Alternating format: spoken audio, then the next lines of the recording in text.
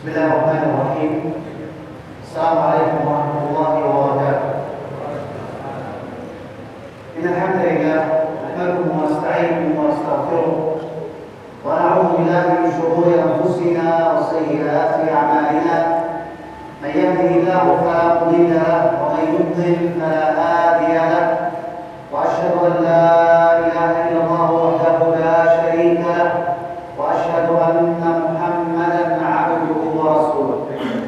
يا أيها الذين آمنوا اتقوا الله حق تقاته ولا تموتن إلا وأنتم مسلمون.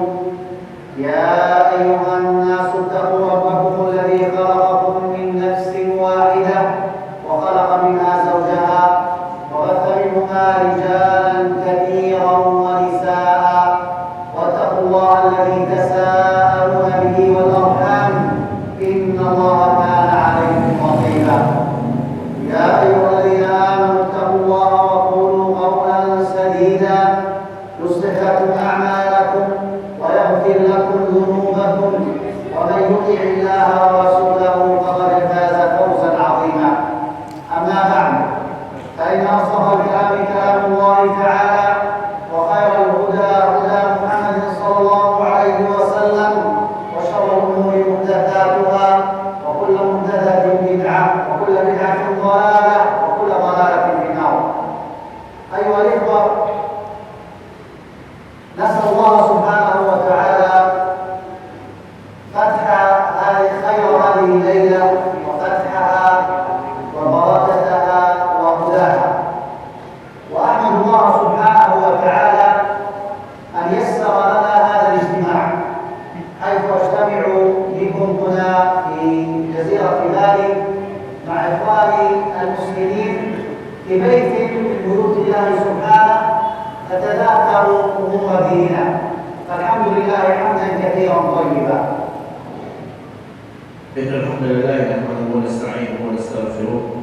Beliau memuji Allah Subhanahu wa taala dan memberikan salawat untuk Rasulullah sallallahu alaihi wasallam. Kemudian beliau membacakan beberapa ayat terkait dengan anjuran atau perintah untuk bertakwa kepada Allah Subhanahu wa taala.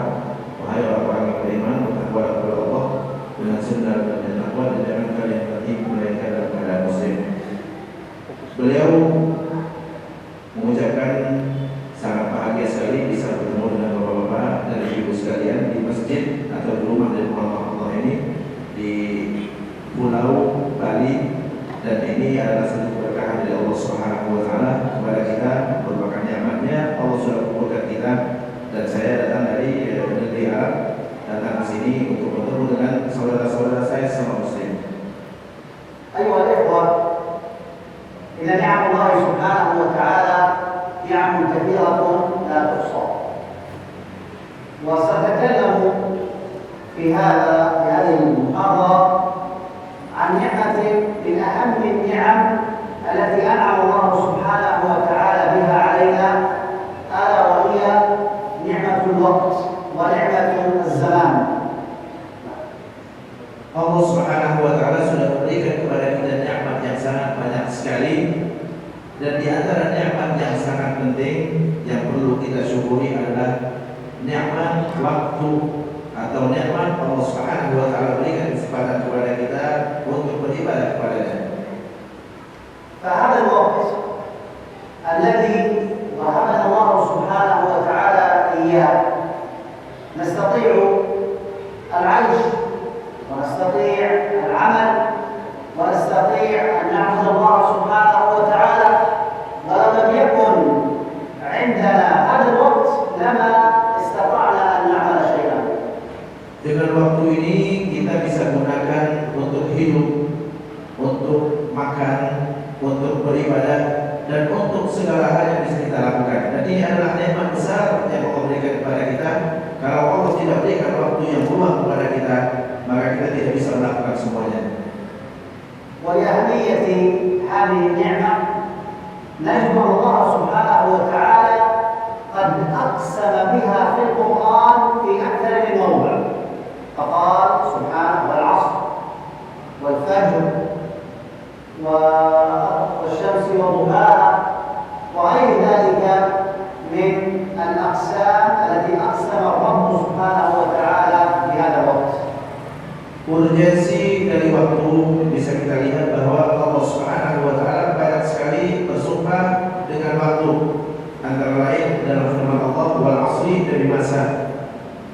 kemudian wal fajri demi waktu fajar, wasyamsi wa duhaha demi matahari dan waktu duha. Ini menunjukkan betapa waktu adalah sangat penting, karena Allah tidak bersuka kecuali dengan sesuatu makhluk yang sangat penting. وهذا الوقت أيها الإخوة قسمه الله عز وجل إلى ليل ونهار، وبين سبحانه وتعالى أنه هو الذي يقلب الليل والنهار، ولو أنه جعلنا اليوم نهارا كله لم يأتينا بليل نسكن فيه، ولو جعل اليوم كله ليل فمن يأتينا بضياء نعمل فيه. فهذه منة منه سبحانه وتعالى. Dan di antara nikmat waktu juga Allah Subhanahu wa taala membagi waktu menjadi siang dan malam. Andai waktu itu adalah siang semuanya, siapa yang bisa memberikan malam buat kita yang bisa kita gunakan untuk kita istirahat? Atau kalau seandainya waktu itu malam terus, maka siapa yang akan memberikan kepada kita waktu buat kita untuk beraktivitas, atau siang yang terang benderang kita bisa melakukan banyak aktivitas di sana? Ini adalah nikmat besar yang harus kita syukuri. Allah Azza wa Jalla وهبنا هذا الوقت من أجل أن نعبده سبحانه وتعالى حق عبادته، فالذي لا يغتنم هذا الوقت بالطاعة والعبادة فهو الخاسر، خاسر في الدنيا وخاسر يوم القيامة. Kenapa Allah berikan nikmat yang besar berupa waktu kepada kita, adalah agar kita gunakan semua waktu kita untuk beribadah kepada Allah Subhanahu wa taala. Andai waktu itu kita tidak gunakan untuk ibadah, maka kita sudah merugi, bukan hanya rugi di dunia tapi juga rugi di akhirat. وهذا الذي ذكره الله عز وجل في سورة العصر حيث قال والعصر إن الإنسان لفي خسر. أقسم الله عز وجل بهذه النعمة بهذا الوقت الذي تتكون منه حياتنا. لماذا أقسم الله بهذا القسم؟ إن الإنسان لفي خسر، كل الناس في خسارة إلا من اتصف بأربع صفات. Dalam surah Al-Asr Allah Subhanahu wa taala bersumpah demi masa. Demi masa, kenapa? Karena pentingnya waktu buat kita. Orang yang bisa menggunakan waktu dengan sebaik-baiknya, maka dia akan lepas daripada sifat kerugian. Tapi siapa yang tidak bisa menggunakan waktunya, maka dialah yang mendapatkan sifat orang yang merugi, kecuali orang yang memiliki 4 sifat yang akan disebutkan dalam lanjutan ayat tadi. أول صفة من هذه الصفات حتى نكون من الناجين من الخسارة قال تعالى إلا الذين آمنوا، الإيمان بالله سبحانه وتعالى. Sifat yang pertama bagi orang yang tidak merugi atau bisa memanfaatkan waktunya dengan sebaik-baiknya adalah sifat beriman, kecuali orang-orang yang beriman. Dalam ayat tadi illal ladzina amanu, kecuali orang-orang yang beriman. والإيمان أيها الإخوة يتضمن الإيمان بأركان الإيمان الستة: أن تؤمن بالله وملائكته وكتبه ورسله واليوم الآخر وأن تؤمن بالقدر خيره وشره. Iman di sini mencakup seluruh rukun iman yang 6, yaitu beriman kepada Allah Subhanahu wa taala, malaikatnya, kitab-kitabnya, rasul-rasulnya, hari kemudian atau hari kiamat, dan takdir baik dan buruknya. وهذه الأركان أيها الإخوة جاء جبريل عليه السلام في صورة إنسان متعلم، فجلس إلى النبي صلى الله عليه وسلم وأسند ركبتيه إلى ركبتيه ووضع كفيه على فخذيه، إما على فخذ نفسه أو على فخذي الرسول صلى الله عليه وسلم، ثم أخذ يسأل النبي عليه الصلاة والسلام عن الإسلام، عن الإيمان، عن الإحسان،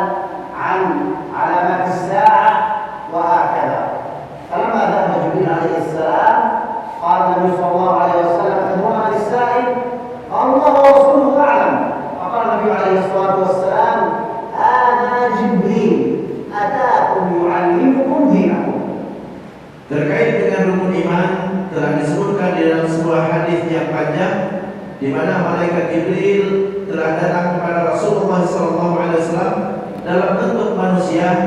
Lalu dia duduk di depan Rasulullah, dia sandarkan kakinya ke kaki Rasulullah dan dia letakkan tangannya di paha Rasulullah atau di pahanya, karena ada beberapa penafsiran terkait dengan meletakkan tangan di sini. Setelah itu dia bertanya kepada Rasulullah SAW tentang Islam, tentang iman, tentang ihsan, dan tentang tanda hari kiamat. Setelah itu dia pergi. Lalu Rasulullah SAW bertanya kepada para sahabat, "Atadruna man as-sa'il? Tahukah kalian siapa yang bertanya tadi?" Para sahabat tidak ada yang mengetahui. Lalu Rasulullah mengatakan, "Atakum yu'allimukum dinakum." Dia telah datang kepada kalian adalah untuk mengajarkan kepada kalian tentang agama kalian. نستفيد من هذا أنه لا يمكن لأحد أن يتعلم أو أن يعرف العلم الصحيح إلا إذا طلب العلم. فهذا جبريل وهو ملك كريم جاء في صورة طالب علم، ولذلك أيها المسلم أيها المسلمة احرصوا جميعا على طلب العلم. Agama tidak bisa kita miliki dan tidak bisa kita mengenalnya kecuali kita datang sebagai seorang yang menuntut ilmu. Sebagaimana yang dilakukan oleh malaikat Jibril, dia datang kepada Rasulullah seperti seorang yang mau belajar, walaupun sebenarnya dia sudah mengetahui apa yang akan ditanyakan kepada Rasulullah SAW. Maka kita tidak bisa mendapatkan agama atau memiliki agama kecuali kita belajar dan mau menuntut ilmu. قال النبي عليه الصلاة والسلام: طلب العلم فريضة على كل مسلم. مسلم يشمل الذكر والأنثى، فطلب العلم فريضة على كل مسلم ومسلمة، على كل مسلم ذكر وأنثى. كما أن الصلاة فرض عليك، ففرض عليك أن تتعلم أركان الصلاة وأحكام الصلاة، وهكذا ما يتعلق بالصيام وما يتعلق بأحكام الدين. Agama harus kita belajar. Makanya Rasulullah SAW dalam sebuah hadis beliau bersabda, "Talabul ilmi fardhatun 'ala kulli muslimin." Menuntut ilmu adalah wajib bagi setiap orang muslim. Muslim di sini mencakup laki dan perempuan, bukan hanya laki-laki. Siapapun yang mana dia beriman kepada Allah Subhanahu wa taala, wajib dia menuntut ilmu supaya bisa melaksanakan kewajibannya kepada Allah Subhanahu wa taala. Enggak mungkin kita bisa sholat, berpuasa, berzakat atau melaksanakan kewajiban yang lainnya kecuali kalau kita memiliki ilmu dan tahu cara melaksanakan ibadah-ibadah tersebut. هذا أيها المسلم إذا طلبت العلم تستطيع أن تميز بين الحلال والحرام، تستطيع أن تميز بين الصواب والخطأ، تستطيع أن تميز بين ما يحب الله سبحانه وتعالى ويرضاه وبين ما يكرهه الله سبحانه وتعالى ويرضاه. Di saat engkau belajar, engkau akan mengerti apa yang diwajibkan oleh Allah Subhanahu wa taala kepadamu. Bagaimana cara beribadah yang benar, apa yang halal dan apa yang haram, apa yang diridhoi Allah ataupun yang tidak, atau apa yang salah dan apa yang benar. Dan kita tidak bisa mengetahui dan membedakan antara yang tadi kecuali kalau kita dasari dengan ilmu pengetahuan yang harus kita belajar. الإنسان بحاجة إلى الطعام والشراب وبحاجة إلى النفس، ولكن حاجته إلى طلب العلم الشرعي أشد من حاجته إلى الطعام والشراب والدواء. Manusia butuh makanan dan minuman. Manusia butuh bernafas. Namun kebutuhannya kepada ilmu jauh lebih penting dan lebih urgen daripada itu semua. فإن الله سبحانه وتعالى أرسل الأنبياء والأنبياء لهم أرسل الرسل وبعث الأنبياء وجعل لهم وظيفة. هذه الوظيفة هي أشرف الوظائف وأشرف الأعمال. العمل الذي هي تعليم الناس الدين. Allah Subhanahu wa taala mengutus para nabi dan mengutus para rasul. Kenapa Allah mengutus mereka?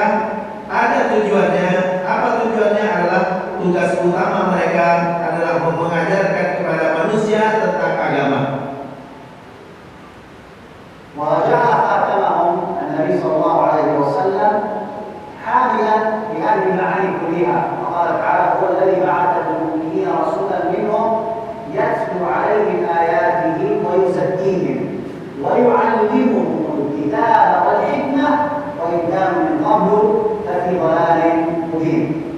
Dan penutup dari para nabi itu semua adalah Nabi kita Muhammad sallallahu alaihi wasallam, di mana Allah Subhanahu wa taala mengutus beliau sebagai nabi yang mengajarkan kepada umatnya semua apa yang sudah diajarkan oleh nabi-nabi sebelumnya. الإنسان إذا لم يطلب العلم ولم يتعلم الشرع فهو في ضلال مبين، ولكن إذا جاءه الوحي وتعلم كتاب الله وسنة رسوله صلى الله عليه وسلم فإنه يكون مع الصديقين والشهداء والصالحين. Seorang yang tidak belajar maka dia akan berada dalam kesesatan, dan orang yang berada dalam kesesatan maka dia jauh daripada martabat atau tingkatan orang-orang yang saleh. Dan kita menginginkan menjadi orang yang saleh, ma'asyuhada was-shalihin, para syuhada dan para shalihin. فأنت أيها المسلم تمتاز بأخلاقك العالية التي لا توجد عند أي بشر على وجه الأرض. لماذا؟ لأنك تتبع ما في كتاب ربك وفي سنة نبيك صلى الله عليه وسلم. Kita sebagai umat Islam berbeda dengan umat yang lainnya, di mana Allah Subhanahu wa taala dan Rasulnya menekankan kepada kita untuk memiliki akhlak. Dan akhlak ini bisa kita dapatkan dari Al-Quran dan Sunnah. Melalui kita memahami Al-Quran dan memahami Sunnah Rasul, maka kita akan menjadi orang yang memiliki budi pekerti yang baik. ولو أن الله عز وجل لم ينزل إلينا الكتاب ولم يبعث إلينا رسوله صلى الله عليه وسلم لكنا شر الأمم. Kalau Allah Subhanahu wa taala tidak turunkan kepada kita Alkitab atau Al-Quran, maka kita akan menjadi umat yang terburuk. وكلما ازددت في طلب العلم وازددت في تعلم القرآن الكريم وكلما ازددت في تعلم سنة النبي صلى الله عليه وسلم والقراءة في سيرته العطرة فإنك تزداد رفعة وتزداد أخلاقا وتزداد إيمانا وتزداد عملا صالحا. Di saat kita memahami Al-Quran, mendalami isi Al-Quran dan mengenal Sunnah Rasulullah SAW, maka derajat kita akan semakin meningkat dan akhlak kita semakin baik dan kita semakin dicintai Allah Subhanahu wa taala. ونحن نتكلم عن طلب العلم نربطه بالوقت، فالوقت هو أنفس ما عني الإنسان بحفظه وأن يستغله فيما ينفعه، ولكن للأسف نرى أن كثيرا من المسلمين يضيعون أوقاتهم فيما لا فائدة فيه ولا نفع يعود عليه. Kita bisa memanfaatkan waktu dengan sebaik-baiknya untuk meningkatkan ibadah kita kepada Allah Subhanahu wa taala.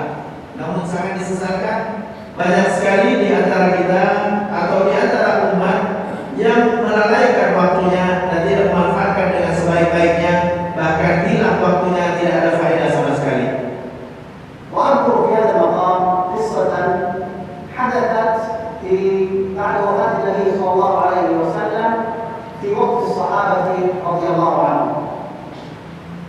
Saya akan menyebutkan satu kisah di sini yang terjadi di masa Rasulullah atau di masa para sahabat.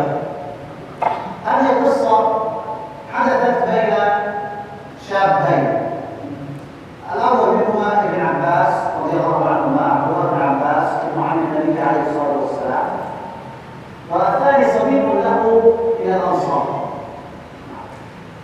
Cerita ini adalah terjadi antara dua orang sahabat. Salah satunya adalah Ibnu Abbas, sepupunya Rasulullah SAW, bersama satu lagi salah seorang sahabat dari kaum Ansar.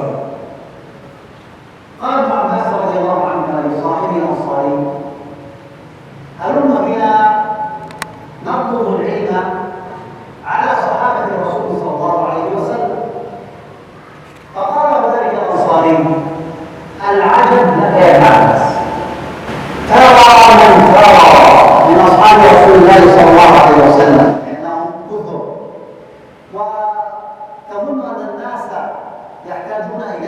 تريد أن تطلب العلم. Ibnu Abbas pernah mengatakan kepada seorang dari kaum Ansor ini, mari kita belajar kepada sahabat Rasulullah SAW. Namun sahabat Ansor ini dia mengatakan, wahai Ibnu Abbas, sahabat yang mana yang kau maksud adalah sahabat adalah banyak sekali.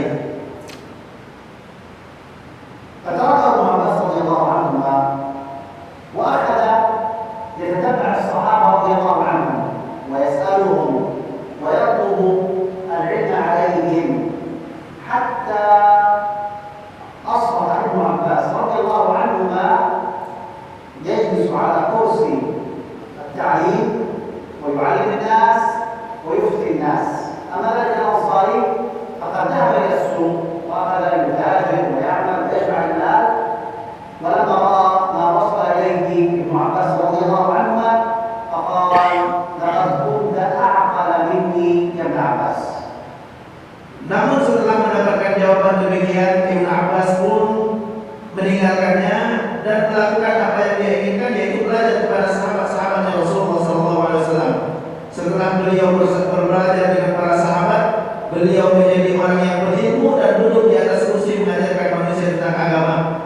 Namun sahabat Ansar yang dia ajak untuk belajar tadi, dia sibuk dengan bisnisnya dan dia melihat bagaimana Ibnu Abbas akhirnya menjadi seorang yang alim.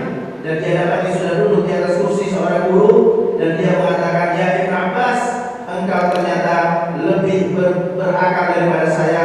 Harusnya aku melakukan apa yang kau lakukan, yaitu belajar dengan para sahabat.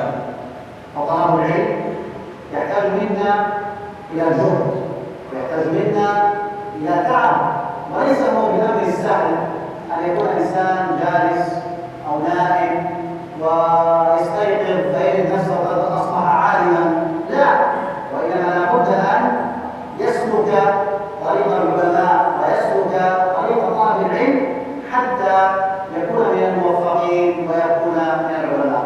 Belajar membutuhkan usaha dan membutuhkan kita untuk mengerahkan segala kemampuan kita. Tidak mungkin seorang menjadi berilmu di saat dia hanya sekedar tidur atau dia menyia-nyiakan waktu, namun dia harus belajar dan belajar yang banyak. Kenapa? Karena orang yang belajar yang banyak belum tentu dia mendapatkan ilmu, apalagi kalau orang yang tidak memanfaatkan waktunya untuk belajar. ولا يسمح من كلامي أنني أقول اتركوا التجارة، اتركوا العمل وانشغلوا جميعا بطلب العلم، لا، وإنما الواجب علينا أن نتعلم العلم، وخاصة في العبادات والمعاملات التي نمارسها. Saya tidak mengatakan bahwa kalian tinggalkan berbisnis, tinggalkan urusan dunia, hanya belajar saja. Tapi yang saya inginkan adalah kita belajar, terutama untuk perkara-perkara yang terkait dengan ibadah yang harus kita lakukan. Karena kalau kita tidak belajar, maka kita tidak bisa mengamalkannya. Dan terkait dengan hal-hal yang kita butuhkan dalam muamalah kita, misalnya tentang cara berbisnis dan kemudian cara kita makan dan makanan apa yang dibolehkan, itu perlu kita belajar dan kita tahu. مثلا يكون هناك تاجر يبيع ويشتري، لكنه لا يعرف الحلال والحرام في البيع والشراء، فستجده يقع في معاملات محرمة ويكون كسبه حراما، أو يكون عنده مال ولا يعرف حق الله في هذا المال ولا يعرف كيف يزكي ماله، فعليه أن يتعلم العلم الشرعي في هذا. Seorang yang berbisnis misalnya, dia tidak tahu, kalau seandainya dia tidak belajar, dia tidak tahu bagaimana cara berbisnis yang sesuai dengan yang diinginkan oleh Islam. Sehingga kalau dia tidak sesuai dengan aturan Islam, maka apa yang dia dapatkan dari harta adalah harta yang haram, dan dia akan memberi makan keluarganya dengan harta yang haram. Begitu juga di saat dia sudah mendapatkan harta, dia tidak tahu harta itu buat apa. Padahal Allah Subhanahu wa taala sudah menetapkan sebagian daripada rezeki yang kita dapatkan ada hak yang harus kita salurkan kepada orang yang membutuhkan. فإن الله عز وجل سيسألنا عن مالنا من أين اكتسبناه وفيما أنفقناه. هل يرضي الله أو أنفقناه فيما يرضي الله من إسراف وتبذير ونحو ذلك. Allah Subhanahu wa taala di saat memberikan rezeki kepada kita, tidak hanya kita dapatkan rezeki hanya untuk kita syukuri, tapi juga nanti di akhirat kita akan ditanya dari mana kita dapatkan dan kemana kita infakkan. Apakah kita sudah salurkan sesuai dengan apa yang diridhoi Allah Subhanahu wa taala? ومن الذي سيكون مستعدا للجواب على هذا السؤال عن ماله من أين اكتسبه وفيما أنفقه؟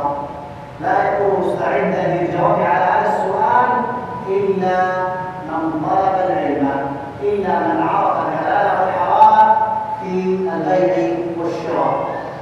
Dan tidak ada yang bisa menjawab pertanyaan dari mana kita dapatkan rezeki dan kemana kita nafkahkan kecuali orang yang sudah belajar, yang mengerti bagaimana cara mendapatkan harta yang halal dan kemana dia harus salurkan harta yang dia dapatkan. واعلموا أيها الإخوة أن العلم يرفع الإنسان.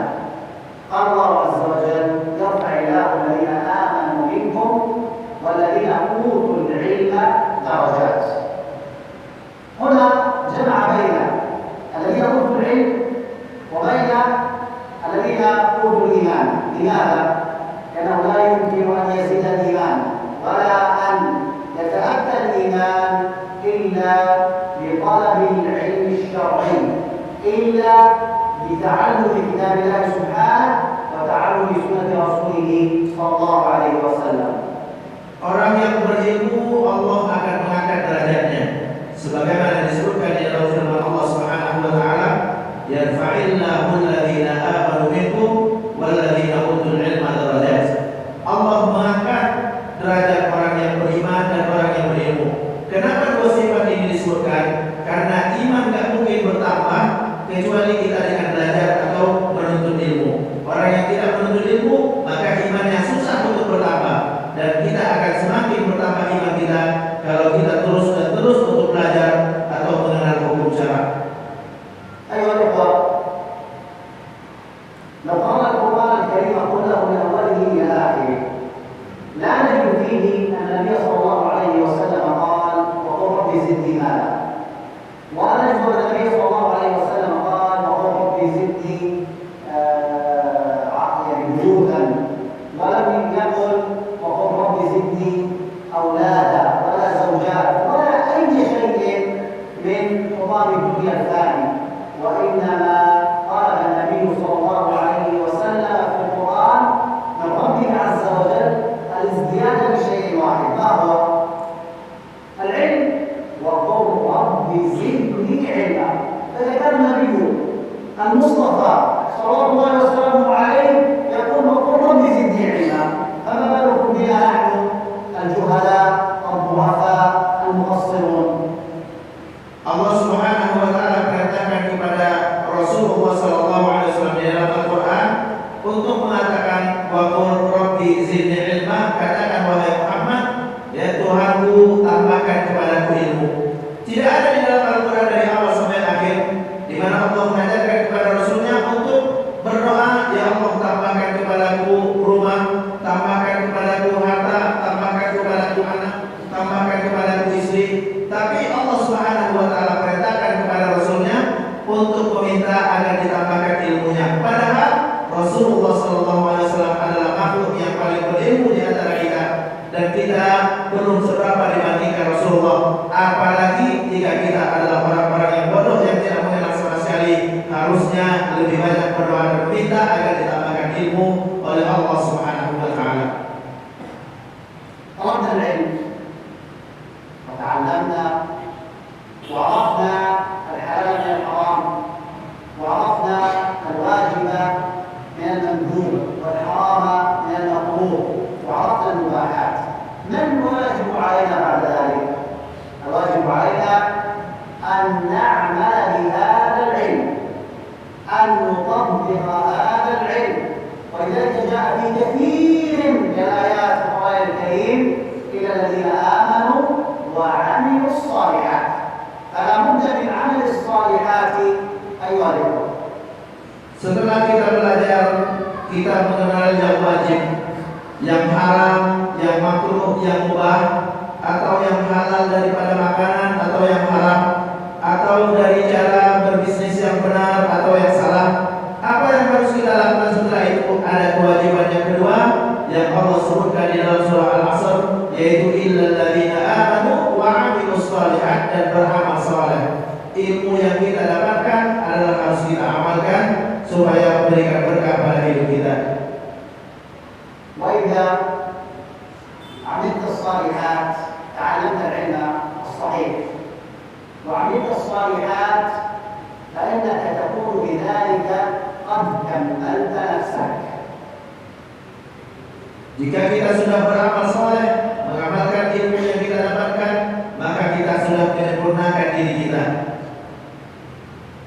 والإسلام دين الجماعة ليس دين الفرد، ولذلك لا بد إذا كملت نفسك أن تكمل غيرك، وأن تتواصى بالحق، وأن تدعو إخوانك المسلمين إلى ما أعطاك الله سبحانه وتعالى من علم ووفقك للعمل الصالح.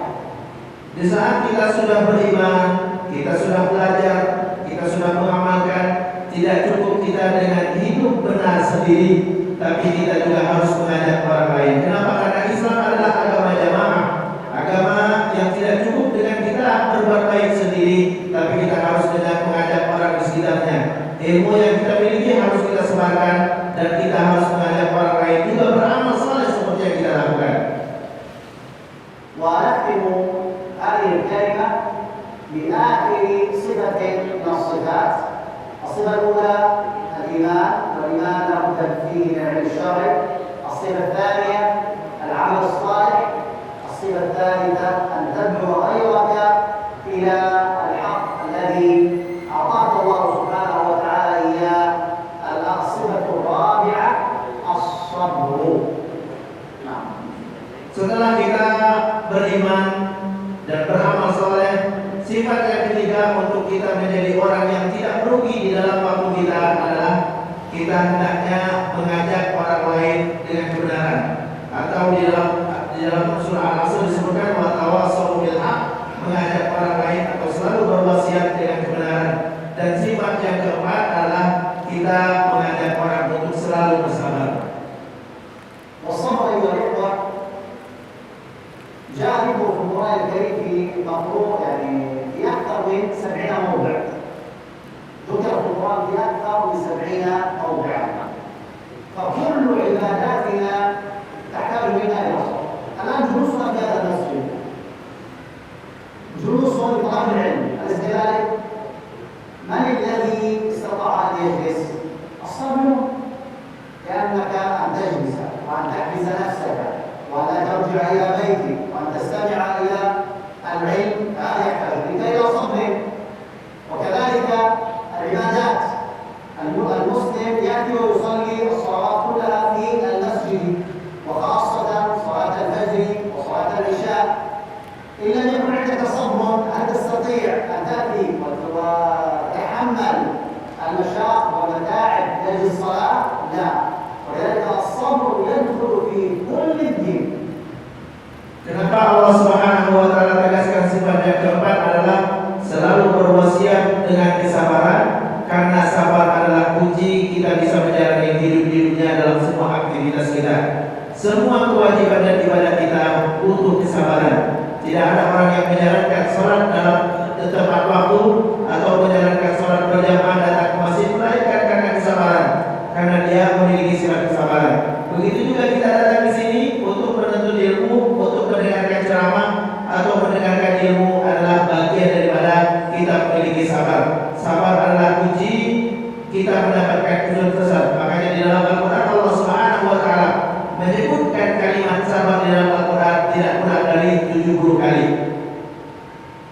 إذا لابد من الصبر على طاعة الله، ولا بد من الصبر عن معصية الله. المعاصي أيها الإخوة خفيفة على الناس، فتجد الإنسان في معصية خفيف وسريع، ولكن الذي يصبر عن المعصية ويبتعد عنها هو الذي له الأجر عند الله سبحانه وتعالى. Tidak hanya di dalam menjalankan ketaatan atau menjalankan kewajiban kita butuh sabar, di dalam meninggalkan yang diharapkan oleh Allah Subhanahu wa taala juga kita butuh sabar. Karena banyak sekali kita dapatkan orang yang cepat sekali melakukan yang diharapkan Allah. Kenapa? Karena dia tidak sabar. Tapi orang yang mampu meninggalkan yang diharapkan Allah, itulah orang yang sabar. بقي عندنا أن نعلم أن أمورنا كلها بيد الله سبحانه وتعالى. والله عز وجل يصيب الإنسان بمختلف الأحوال، فيصيبه بالسراء ويصيبه بالضراء، يصيبه بالصحة ويصيبه بالمرض، يصيبه بالغنى ويصيبه بالفقر. الواجب عليك أيها المسلم أن تصبر على أقدار الله عز وجل، وخاصة أقدار الله المؤلمة. فإذا أصابك الله بموت عزيز أو بمرض أو بفقر أو بأي شيء فيه ألم، فاعلم أن هذا ابتلاء من الله عز وجل لك. أتصبر أم تكفر؟ فنسأل الله سبحانه وتعالى أن يجعلنا من الصابرين الشاكرين. Selain daripada sabar dalam menjalankan ketaatan, sabar dalam meninggalkan yang diharapkan Allah Subhanahu wa taala, yang perlu kita ingat juga bahwa hidup kita di dunia tidak pernah lepas daripada ujian. Allah Subhanahu wa taala seringkali menguji kita dengan wafatnya seseorang yang dekat dengan kita, atau kehilangan harta, atau kita ditimpa oleh penyakit, atau sesuatu apapun yang tidak menyenangkan. Itu adalah bagian daripada takdir Allah Subhanahu wa taala untuk menguji kita siapa yang sabar di antara kita. Jika kita berhasil sabar, maka Allah janjikan pahala yang besar. Namun jika tidak sabar dalam menghadapinya, maka kita termasuk orang yang kafir atau orang yang kufur dengan nikmat Allah Subhanahu wa taala. Kenapa? Karena nikmat Allah jauh lebih banyak daripada ujian yang Allah timpakan kepada kita. إذا أيها الإخوة علينا أن نشكر الله عز وجل على نعمة الوقت، ومن شكر الله على نعمة الوقت أن نغتنمها في طلب العلم وفي العمل الصالح وفي دعوة الناس إلى الخير وفي الصبر على ذلك. Kesimpulan dari semuanya adalah bahwa waktu adalah nikmat besar. Kita akan rugi kalau tidak memanfaatkan waktu dengan sebaik-baiknya. Apa yang harus kita lakukan? Kita harus memperkuat iman kita dengan banyak belajar dan mengamalkan ilmu yang sudah kita kenal, dan kita mengajak orang untuk berbuat baik, mengajak orang di sekitar kita dengan kebenaran, dan juga harus kita iringi dengan kesabaran, baik dalam menjalankan ketaatan, dalam meninggalkan maksiat, ataupun kita di dalam menghadapi ujian Allah Subhanahu wa taala. هذه المحاضرة نسأل الله سبحانه وتعالى أن يوفقنا وإياكم بكل خير، ويجعلنا ممن يستمع قولا فيتبع أحسنه. وفي وقت المتبقي إلى ذلك إن شاء نستمع إلى الأسئلة سواء كانت مكتوبة أو مشافهة. والله تعالى. Di akhir ceramah saya berharap semoga Allah memberikan taufik kepada kita untuk mengamalkan apa yang kita ketahui, dan dalam waktu yang singkat ini saya akan berikan kesempatan kepada para hadirin dan hadirat sekalian untuk bertanya. Silakan. Sebelum ada yang mau bertanya, saya akan menyampaikan pengumuman di sini bahwa ini yang menyelenggarakan acara hari ini adalah Yayasan Aktif Indonesia. Ini lembaga adalah lembaga dakwah dan juga sekaligus adalah lembaga pendidikan, di mana kita memiliki pesantren Islam aktif yang ada di Bekasi. Kita menawarkan kepada saudara-saudara atau bapak dan ibu yang punya anak atau punya saudara yang usianya 16 tahun ya, atau 19 tahun yang sudah selesai SMP atau SMA untuk ikut serta dalam lembaga pendidikan ini, artinya belajar di sini, dan kita siapkan juga beasiswa bagi anak yatim dan yang kurang mampu. Guru-guru dari pesantren ini adalah guru-guru dari Mekah, Al-Mukarramah, dan juga dari Timur Tengah.